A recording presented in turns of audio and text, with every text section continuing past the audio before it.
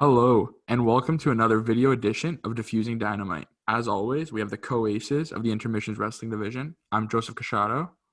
I'm Gavin Axelrod, and honestly, Joseph undersold that intro. We have a huge, huge show for you.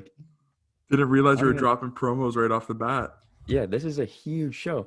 It's huge. Winter is coming. Surprises are here. The biggest dynamite of all time was It was tonight. explosive. A lot of surprises. I mean, they left me quite shook twice tonight where I was like left on the edge of my seat, confused and excited.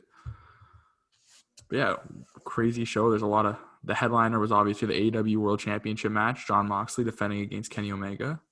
But before that, we had a lot of other things that we had to focus on. So we'll start with those, get them out of the way.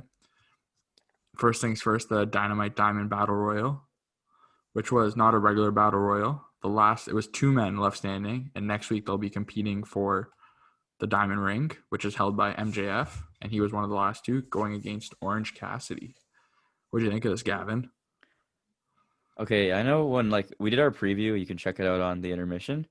Um, and we both thought Sammy Guevara was gonna win. And yesterday, this time this comes out it's Thursday. So on Tuesday, Dave Meltzer said that it was going to be the winner of the battle royal got the ring, and then tonight they went back to the old rules from last year where the winner or the last two standing would have a match next week. So me and Joseph were texting back and forth. We thought, oh, maybe we'll get MJF versus Sammy, we'll get MJF versus Wardlow. Somehow, some way, we're getting Orange Cassidy versus MJF, which I'm not really a fan of, but I'm sure whatever they choose to do, it'll be fine. But it wasn't the match that I was hoping to come out of this. Yeah, this could have been booked a lot better. I thought we had it when they had Wardlow and MJF, the last two standing there. Everyone forgot about Orange Cassidy, but it doesn't make sense to me. Like Orange Cassidy again being pushed down our throats for no reason when they had the perfect opportunity there to do something more. I will But give them credit though. This is probably the best battle royal that AEW's done ever. yeah, Like they had so many intertwined stories. You had Miro looking legit, Scorpio Sky, Sean Spears, Adam Page, and the Dark Order. yeah. Your favorite storyline in AEW right now, The Meat Man. Johnny Hungy. But yeah, this match was it was a good battle royal up until that finish. I feel like Yeah, it bothered me quite a bit, but I don't know. Next week, what do you see happening now? I don't know how they book this. Does OC get the ring? man. I know we're gonna talk about it later, but after the end of the show, the only thing I'm looking forward to next week is the fallout, the fallout from the main event. At the beginning of the show, I was like, oh man, this might be a useless match. It might be a good match, but I think it'll be fine. I don't know. Yeah. I could see Sammy costing MJF the victory because then they announced later. We might as well just jump right into it. We had Jericho and Kaz taking on each other. It was a really good match, honestly. We weren't really that excited for it, but then towards the end it picked up and MJF tried to throw in the towel. He handed the towel off. Well, Sammy took the towel away from him. Chris Jericho turned around and was like, "Sammy, why are you trying to throw the towel and screw me, man? That's not cool." Huge inner circle fight after Jericho won the match, and Jericho thrown down an ultimatum next week on Dynamite. If the inner circle can't coexist, they're done. They're over. They're I over think being over. the inner circle. Hey, shout out! The inner circle is absolutely exploding next week. I think it's gonna end. It's gonna start the night with Sammy screwing MJF in that Diamond Ring match, and it's gonna end with a whole on melee where we're gonna finally get the Sammy singles run we all deserve. Yeah, and Sammy also, just to segue back to the battle royal for a sec, he had a nice exchange on the apron with Jungle Boy that was pretty That was sick. So yeah. I was kind of hoping that those two would be the last two standing and we'd get a match between them, but it is what it is. Yeah, inner circles exploding The next inner week. circle is so perfectly set though. It's where they can just break off and it won't even matter. Yeah, MJF exactly. Or goes they one could, way. Yeah, yeah, and then Wardlow. I think you keep Hager and Jericho together. yeah, Hager and Jericho will definitely stick together because he was brought into AW as Chris Jericho's heavy, so I could see them sticking together. But PNC yeah, needs to get back in the tag division a little more. And yeah, yes, the inner circle's in a position where they're not really hurt by splitting up next week if that's what they choose to go. So we'll yes. see. So yeah, we can talk about next now the women's match, which was Britt Baker versus legit Layla Hirsch, and it wasn't a good match. It wasn't bad, but it wasn't there was a lot of botches. Yeah, Britt Baker seemed to be going for more than she could do in this match with the sling blade, a botched super kick. It had a very slow build that never really picked up. But who cares about the match? It's all about what happened after the match. When we, Yeah, in this case, which I thought was done really weird. Thunder Rosa showed up to beat down Britt Baker and lay it in. Like, if you were gonna do the beatdown, you might have just had, I don't know. I would have just gone with Layla Hirsch, like getting a surprise victory. If we are gonna they go should for a have, full night of surprises. yeah, they should have had Rosa get this screw Baker out of the win and then lead to a beatdown. But I don't know. They did it the opposite way. But we're Yeah. getting Rosa versus Britt Baker now. So I that's something think to we'll look forward see to. that match probably because there's going to be a special episode during the Christmas/New Year season, so I could see that match happening then. And then I guess the winner of that match will probably challenge Shida for the title at Revolution in February. Sheeta's End still of the February. champion because later in the night we saw Sheeta deliver a promo, but clearly she's very scared of She was Abaddon. shook. Yeah, she's lurking in the shadows and she's coming for that title. Man, it was actually kind of funny when she said, "She's not a zombie. She just does zombie cosplay. I'm not scared." And then was there a bell? Someone rang a bell or something? Yeah, it was like a And weird. she was like, she got spooked, and I wasn't really paying attention to the promo, but I was like, dang, they really just botched this promo on air. And then I was watching it on my phone. I was like, oh, I see what they're. It was kind of funny, like how Yeah, she's like, can we again, start this over? We're on shout live out to TV. Sheeta. Her English Yeah, her has English is come great has now. come a long way. This title reign seems to be really picking up. It's I'm nice glad. to see too because like we've been really critical of the AW women's division, but it's nice to see them giving Sheeta some focus here and a lot of time to shine. It's going somewhere with that women's division. But yeah, then the next match, which was the last one before we got to the main event, which was Cody Rhodes teaming up with the TNT champion Darby Allin against FTW Team Taz, Powerhouse Hobbs, and Ricky Starks. This match, I don't know. I felt like I wasn't too into it, I would say. Man, once again, as the theme for this show goes, it wasn't about the match in the ring. It was about what happened after the match. So if you want to explain, you go ahead.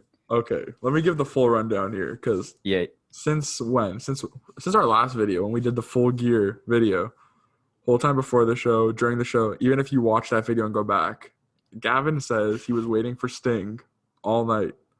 He was hoping okay. Sting would show Even up. more back, even more rewind. The weekend of Full Gear, all of Sting's merchandise got pulled from WWE shop. And usually when someone's merch gets pulled, they're going somewhere. And I remember back at Double or Nothing, Sting was actually supposed to be the guy who was going to present the AEW World title for the first time. I'm pretty sure they wanted Sting. But he was under contract to WWE. He couldn't do it on his deal. So they had Bret Hart come in, and we were like, okay, Sting's in WWE, we won't see him. So fast forward to Full Gear 2020, the internet goes ablaze when Sting's merchandise gets pulled from WWEshop.com. And I text Joseph, I'm like, yo, like, I think Sting's coming to AEW this weekend. Darby had been sitting in the rafters for months. It was set up perfectly. Sting didn't come that night, and we were like, okay, maybe it's not happening. But dude, I was hoping for Sting so badly. You wanted Sting this whole show. You had him. I was saying Sting every time there was a chance for a run-in. I was like texting him like, "Yo, it's gonna be Sting. It's gonna be Sting." You even had It Sting wasn't Sting, and it wasn't Pac. You had Sting in the. But then tonight on Dynamite, Wednesday night, December 2nd, there's a video package that played after. The lights went out, and like just as a joke, I text Joseph, "Oh my God, it's Sting!" And then they play this video package. They show a crow once at the beginning and twice before Sting's font popped up. Crowd goes nuts. Shop AEW already had the merch ready. Like, it was awesome to see. Like, and I even said to Joseph, they just made me care about the arrival of Sting in AEW more than I cared about him at all in WWE like years ago.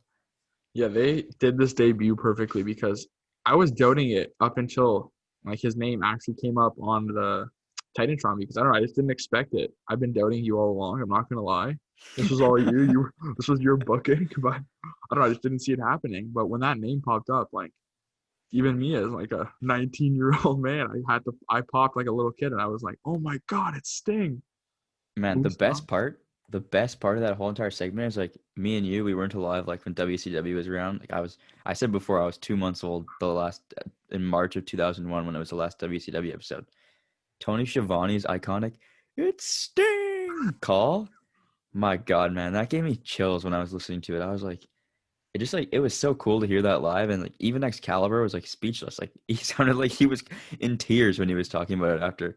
And then there was like some of the extras in the crowd, like Griff Garrison and Brian Pillman Jr. were like live tweeting, and they're like, "I just came out of my clothes. Like that's crazy. Sting is here." Yeah, I seen it all over Twitter. Even like Joey Janela, he was in the back and he was live tweeting, "Oh my God, we got Sting!" Like, Yeah, Sting is here. He signed. They announced right after in a press release he signed to a multi-year deal with the company. He's going to be on the show next week. He I'm so speaks. interested to know what he's gonna do there. Is he cleared? And we got the face off with him and Darby Allin. And even if it goes nowhere, it was worth it for that moment where we got that face off between those two guys.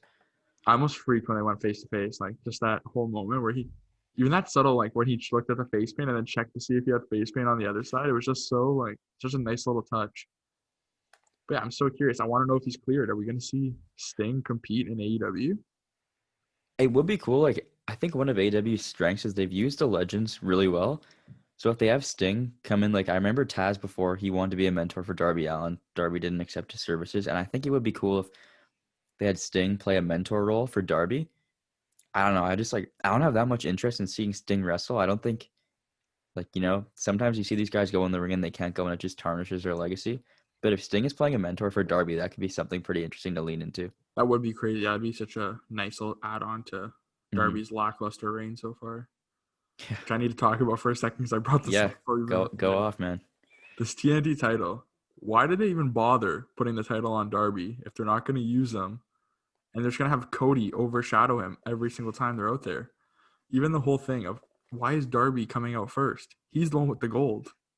Cody first, Darby second. This is just they're booking him into the ground like he's not even the champion. It's like they've Man, completely forgotten about that title.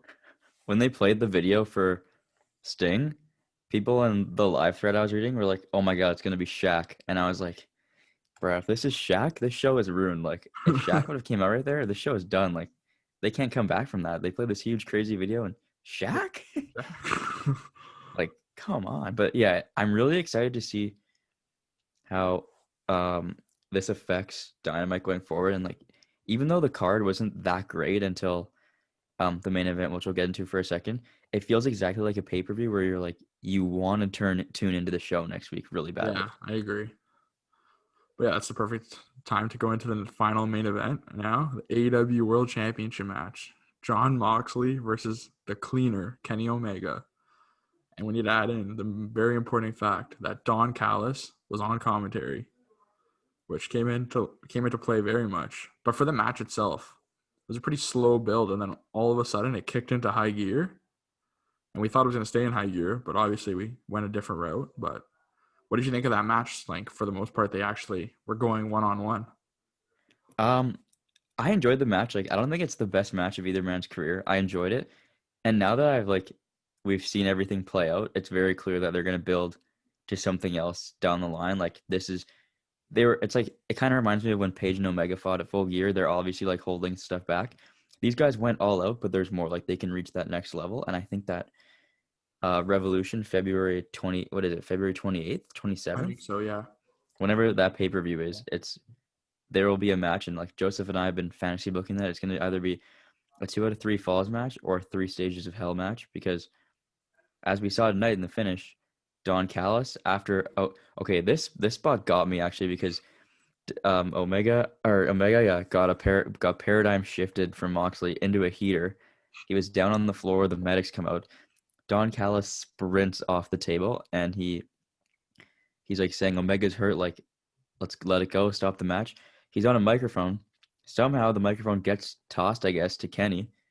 And when Don's distracting the referee, Kenny hits Mox in the face with the microphone, busts him open, like spams the V trigger, like hits a ton of V triggers on Destroyed him Moxley. with the V trigger. He literally I was saying to our friend Jack, I was like, man, Renee, look away. Like this is not gonna end well for Mox here. So yeah, that happened. Omega picks him up on his shoulders for the one-wing angel. New champion. We don't even get a celebration. Like Don and Kenny are hightailing out of here. And the show ends with Don Callis, Impact Wrestling EVP, telling us to tune in not next Wednesday, but next Tuesday to Impact Wrestling. We've got an invasion. We're getting Kenny Omega on Impact Wrestling on Tuesday. which is just ridiculous. So yeah, and Joseph had a great point before the show started. Kenny had to catch a flight a few weeks ago on Dynamite. He was going to Impact TV tapings potentially. He was going to Impact. That phone call was Don Callis telling him he needed to hurry his ass up and get down to, I don't even know where Impact tapes, man, but I I don't think think it's I've watched. in I think it's in Nashville. It's either Nashville or Toronto.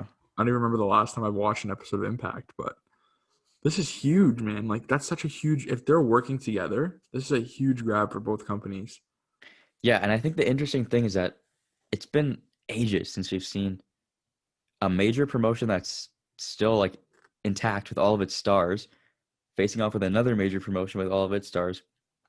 And I guess the only thing that kind of bothers me is that like outside of the ring, Kenny Omega is an EVP of AEW. Like why is he going to Impact? But at the same time, on TV, they've never really called him like Kenny Omega authority figure. There hasn't been really been. So I'm really interested. I'm going to be tuning in Tuesday to Impact because I'm really, really interested to see like what the hell is going on here Yeah. between Kenny Omega, and before Kenny came to AEW, Don Callis said that he offered Omega a crazy contract. So This that's is a yeah. crazy way for Tony Khan to return a favor. This is crazy. Kenny We're gonna see Omega, yeah. like I never thought I'd see the day when I'd see Omega on an Impact Wrestling show. But even this And opens so many doors. Like even you were saying, if we get the Good Brothers and Kenny Omega reconnecting, it's like the Bullet Club takeover of AEW. man, hop in your time machine and go back to when Kenny Omega came to New Japan and he was introduced. Well, not when he came to New Japan, but when he was introduced into the Bullet Club. Who was the man that brought him into the Bullet Club? The Machine Gun, Carl Anderson. Let's go to 2020. Who's the man that's going to bring the Machine Gun to AEW? Kenny, the new AEW champion, Omega, is going to bring his boys, the Good Brothers, which would be nuts if those two show up in AEW. It'd be crazy. Could you imagine the face-off of Omega coming with the Good Brothers, and we see Hangman Page and the Bucks in the ring? Bruh, that's a crazy possibility. Wait, so who do you think attacked? I guess this will play into it too. Do you think someone from Impact attacked Mox I before the honestly didn't pay-per-view? even think about that, but I I mean, think it's got to be someone that was like a sleeper agent for Impact was there, like, and attacked him. maybe it was Callis. Yeah, maybe, dude. Like, it's crazy. Like before, everyone's like, "Oh, it's gonna be Hangman," but I don't think this ends because no company benefits when you do a AEW versus Impact match. Like, there isn't gonna be a tag. I don't think there's gonna be a tag team match where we're gonna see AEW versus Impact like brand supremacy because AEW isn't gonna lose, Impact isn't gonna lose. But if they're working together for this storyline where there's like Impact elements intertwined, it's perfect. Like it's awesome for wrestling. It's great, and this actually helps Impact so much because obviously they've had their struggles with staying afloat, and getting them on like must-see TV with AEW Dynamite is just huge for them. Like they're gonna get that traction back. You might see the impact of old return. Man, Impact Wrestling just got a major plug on the biggest episode of Dynamite ever. I feel like more people are probably talking about Impact Wrestling than Kenny Omega winning the title right now. Like the crossover that's Yeah, happening it's here. the fact that they just like did the biggest swerve of like 2020 in a year like 2020 where there's been Yeah, kind of swerves all around. But it's this just is awesome. Like it's amazing. I think I'm hoping that we don't get like an Impact versus AEW thing because there isn't really, to me, there's no motivation. Like Omega's an EVP. Why is he gonna want to yeah, like wreck his own company? But the cooler thing here is that Omega, like they brought Don Callis in for commentary. Obviously, like outside the ring, they probably had a 1-for-1 trade agreement. But if they can use some of this Impact talent even for a while, like the Good Brothers and Kenny Omega together, oh my God. yeah. There's so much like they could do with this. Like even like the rumors of like other things we were saying the North, like Ethan Page rumored to sign with AEW. If they're working together, the North stays intact, and their two members are signed to different promotions, and it's just, Mhm. and of I don't course, know how long this is going to be though. Like, I don't want it to run its course. Like, it would be cool if they were together for a month, like a few months, but I don't want it to be like, let's just throw all these guys like back and forth from show to show, you know? it's just the only thing is I agree with what you're saying. It's just I hope they don't do it to a point where like Omega kind of has Callis there for a little bit, but then it's gonna be random when he just kind of like back to When being he's not there, yeah. Well, I think eventually you'll probably see a moment where Omega's like, okay, yeah, like you're an Impact, like go take care of your business here. I'll take care of my business there. But it makes you wonder if like all the heat that the Good Brothers said they had was like overblown and they were like that they're never gonna get into AEW. Like I think that'd be a crazy cool element to see if Kenny Omega reunites with those guys Tuesday on Impact. Yeah, there's so much to come from this, but yeah, like I'm still It's just shocked like that I'm so intrigued to see like Kenny Omega is an EVP of the company. What are his motivations for getting a legitimate sleeper agent into his own company that he started, and they just like stole the AEW title?